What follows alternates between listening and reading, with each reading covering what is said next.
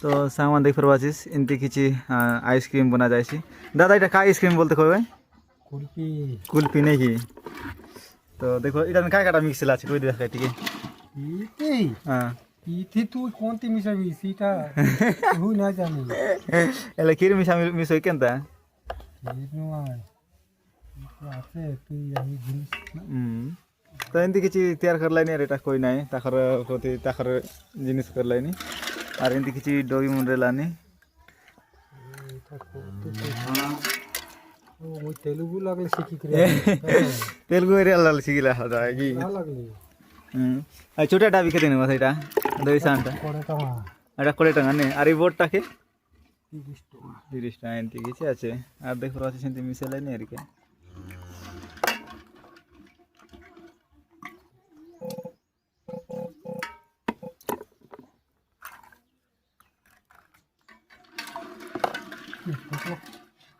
চেষ্টা করলা না পারলা আর